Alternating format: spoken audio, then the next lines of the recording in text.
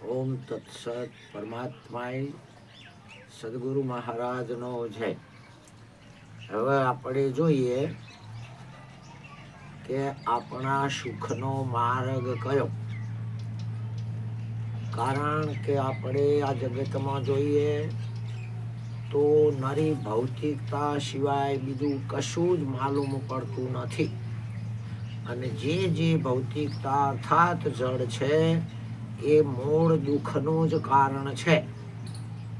હવે આપણે વિચારીએ કે જે આધ્યાત્મિક માર્ગ છે એ જ આપણા સર્વના સુખનો સાચો માર્ગ છે.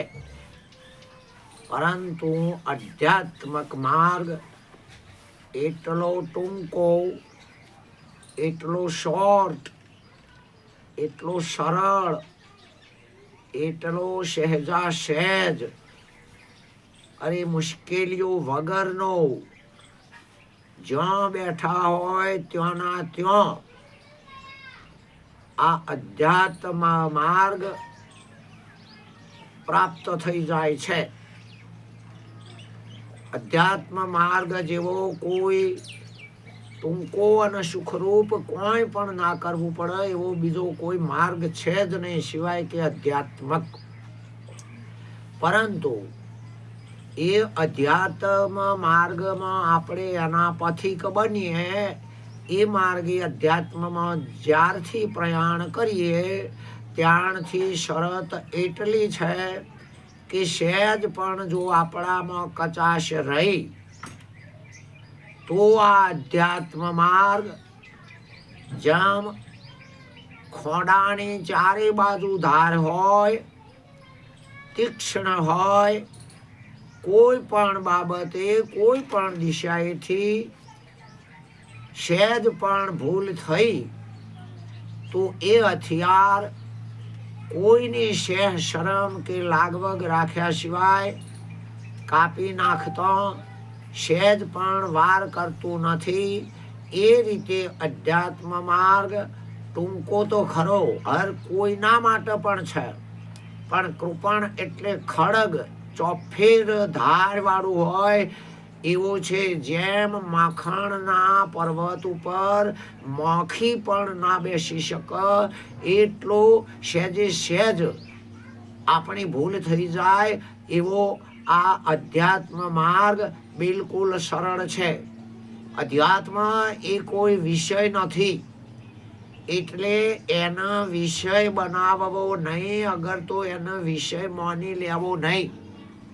અધ્યાત્મ માર્ગ એ કોઈ પણ કારણ નથી એટલે આનો અકારણ માર્ગ કહી શકાય.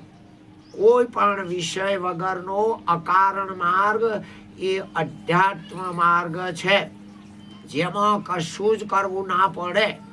જેમ બસની અંદર ડ્રાઈવર બસ હાક અગર તો નાવડામાં જે જહાજી ખલાસી હાક પેસેન્જરોને બેહી રહેવાનું એમ બિલકુલ શાંત વ્રતિ થાય, ઘોર અને મૂઢ વૃત્તિ લય થઈ જાય અને બ્રહ્મજ્ઞાનીના શબ્દોમાં લક્ષાર્થ બેહી જાય તો બિલકુલ સરળ માર્ગ છે ને છે જ.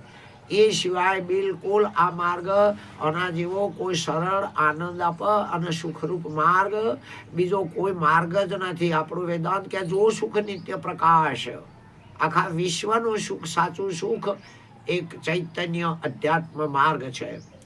એના માટે આપણે દ્રષ્ટાંત આપીએ કે જેમ નદી પહાડમાંથી સમુદ્રમાં જતી હોય, વચમાં જેટલા જેટલા ગામ તીર ઉપર આવે એટલા બધાએ કોઠા આરા એ પાણીના ઉપયોગ માટે બનાવ્યા હોય. એમાં એક પણ આરો, એક પણ કોઠો એ બનાવનારા એ ખોટા નથી. હા, એ બધા સાચા જ છે. ફક્ત એ નદીના પિયર એટલે પહાડ અને સસરું એટલે સમુદ્ર એ બે જગ્યાએ આ કોઠાવાળા નથી. એમ કહેવાનો અર્થ એ જ છે કે જેમ એક રાજા સવારમાં ઉઠીને ગંગા સ્નાન કરવા જતા હતા અને સામેથી નાહી ધોઈને પવિત્ર ગંગાના સ્નાન કરીને 20 બ્રાહ્મણો સામા મળ્યા. બે રસ્તા વચ્ચે મળ્યા. રાજાના મનમાં કે આજે ભૂદેવોનો દર્શન થયો, મારું ભાયક જાગ્યું. બ્રાહ્મણોએ વિચાર કર્યો કે આજે તો ભૂપતિનો દર્શન થયો, આ પ્રજા કરતો ઇનામ રાજા વધુ આપશે. એમ સ્વસ્તિ ભવ કરીને કર લંબાયા. રાજા વિમાસણમાં પડ્યો કે જે સ્નાન કરવા જતો હોય એ પુરુષ પાસે શું દક્ષિણાનું દાન હોય. હવે ના પાડે તો ભૂપતિ લાજ, આ પાડે તો આપવા જેવું કશું પાસે કોઈ નથી. એટલે રાજાએ મધ્યમ માર્ગ અપનાયો, પોતાની બુદ્ધિનો ઉપયોગ કર્યો અને પછી પેલાને કહ્યું કે ભાઈ તમારામાં હું ઇનામ તો આપું, પણ તમારામાં જે ડાયો હોય એ કોઈ એને હું આપું, ઘેર જઈને વેચી લેજો, ભાગે પડતું. 19 જણાએ 20માના એક વ્યક્તિને માનો કે વૃદ્ધ બ્રાહ્મણને કહ્યું કે અમારામાં બધામાં ડાયા આ મહારાજ છે. રાજાએ કે તમને વિશ્વાસ છે કે 100%? સારું, હું ઇનામ આપું છું. એમ કરીને એ બ્રાહ્મણ દેવતાને જુદા બોલાયા અને બાજુમાં બોલાવીને પછી એ બ્રાહ્મણને કે હાથ લોબો કરો. બ્રાહ્મણ મહારાજે હાથ લોબો કર્યો. રાજાએ ખાલી મુઠ્ઠી બ્રાહ્મણના હાથમાં મૂકી, કારણ કે સ્નાન કરવા જાય એના પાસે શું હોય, ખાલી મુઠ્ઠી મૂકી પેલાના હાથમાં. પેલા બ્રાહ્મણો 19 જોઈ રહ્યા છે અને એ ખાલી મુઠ્ઠી મૂકીને ઊંચેથી પેલા હોભળે એ રીતે રાજા બોલ્યા કે લ્યો આ ઇનામ, ઘેર જઈને પછી વેચી લેજો, બધાને હરખા ભાગે આપી દેજો. એમ કરી મુઠ્ઠી વળાવી દીધી. હવે શું આપ લે થઈ છે એ રાજા બ્રાહ્મણ બે જ જાણે છે. રાજાના મનમાં કે હવે ઘેર જઈને કજિયો જમશે, મેં કોઈ આપ્યું નથી. બ્રાહ્મણ ડાયા હતા, એમના મનમાં થયું કે હવે મને કશું નહીં આપ્યું, એમ કહું તોય કજિયો થશે ને થશે. એટલે ઘેર જઈને અને 1 અઠવાડિયું કશું કર્યું નહીં. હા, રાજાએ ફરી બીજા બ્રાહ્મણોને બોલાયા કે ભાઈ તમને ઇનામ મળ્યો કે તમે અમારા ડાયા બ્રાહ્મણને આપ્યો છે, અમારે કોઈ ચિંતા નથી, ઇનામ અમારા ઘરમાં જ આવી ગયો. એટલે અહીં ડાયા બ્રાહ્મણે વિચાર કર્યો કે આપણો તકરાર ના થાય એવું કરીએ, આનું નામ ડાયો કહેવાય. રાજાએ તો બુદ્ધિ વાપરી, પણ હવે મને ડાયો કીધો છે આ લોકોએ. હા, એટલા માટે અને ઘરના પોતાના ખિસ્સામાંથી પૈસા કાઢીને જીવો બ્રાહ્મણ એવી દક્ષિણા 5-10 હજાર થઈ ગયા. રાજાએ પેલા બ્રાહ્મણોને બોલાયા કે તમારી દક્ષિણા, કે હા અમારા મળી ગઈ, અમારે કોઈ કંકાશ નહીં, કે કહે વધઘટ નહીં, અમારો ડાયો મહારાજ કોઈ દિવસ દગો કરે નહીં. હવે બ્રાહ્મણને બોલાયો, કીધું કે બોલો બ્રહ્મદેવ, આ દક્ષિણાઓ આ લોકોને આપી દીધી? એટલે કે તો બ્રાહ્મણોને પૂછો ને મહારાજ. બધાએ હા પાડી. હવે રાજા બ્રાહ્મણોને હોભળતા બોલ્યો કે હવે હું તમારા ડાયા બ્રાહ્મણના જે કોઈ આપું એ તમે એમાં કશું કજિયો કરશો? પેલા કહે છે આખું રાજ આપી દો તોય અમારે કોઈ કજિયો નહીં, આ માણસ જ અમારો ડાયો માણસ છે. એમ ડાયા બ્રાહ્મણનો શિરપાવ રાજાએ કર્યો.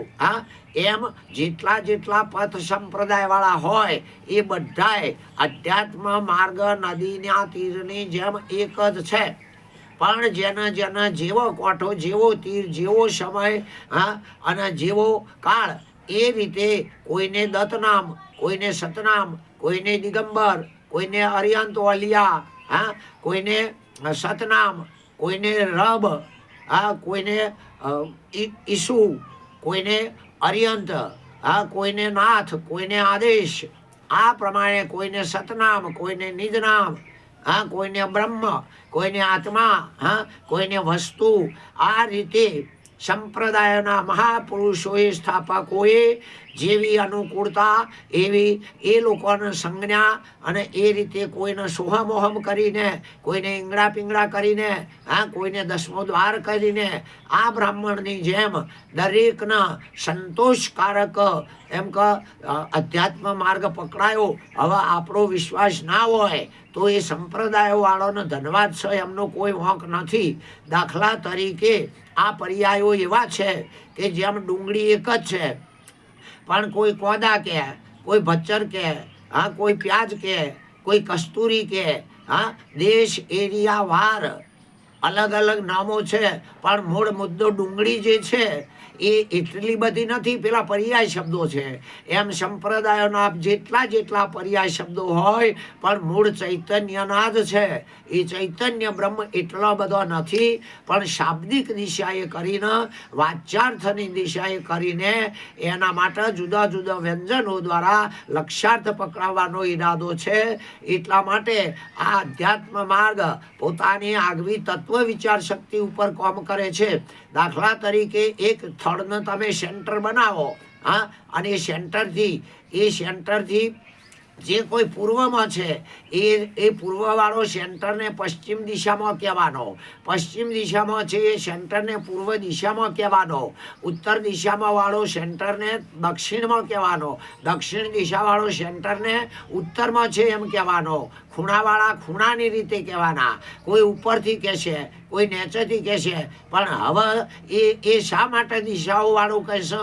કારણ કે એ સેન્ટરમાં નથી. હા, એમ કોઈ કહે, કોઈ કહે, કોઈ ઇતિ કહે, કોઈ નેતિ કહે, હા, કોઈ કહે, પણ વાસ્તવિક અંદર એક સેન્ટરને પૂછો કે તું કઈ દિશામાં છે, તો સેન્ટર કોઈના જવાબોને પૂર્વ પશ્ચિમ ઉત્તર દક્ષિણ કે ઉપર નીચે કે ખૂણાઓ, કોઈના જવાબોને એ હા નહીં કે, સ્વીકારશે નહીં, અને કોઈ પણ જાતનો જવાબ આપશે જ નહીં. આનું નામ સેન્ટર કહેવાય. એમ અધ્યાત્મ માર્ગ ચૈતન્ય બ્રહ્મ એક સેન્ટર છે, અને એની અંદર જાઓ એટલે ઇન્દ્રિયોની તાકાત નથી કે જવાબ આપો.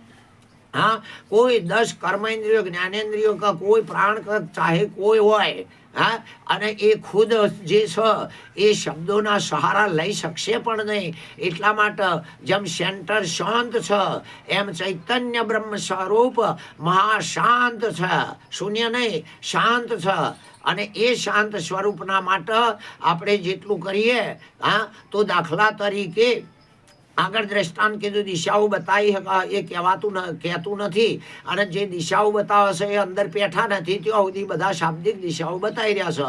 દાખલા તરીકે અધ્યાત્મ માર્ગમાં ઘણા એવા સંપ્રદાયો છે કે બિલકુલ નિવૃત્તિ માર્ગ છે, એનો ત્યાગ કરી દો. તો ઘણા એવા છે બિલકુલ પ્રવૃત્તિ માર્ગ છે, ખાઈ ખપીને વળગ્યા રહો. પ્રવૃત્તિ માર્ગ છે એ હન્ને પાત એટલે ચીડિયા સ્વભાવના બનાવી દેશે.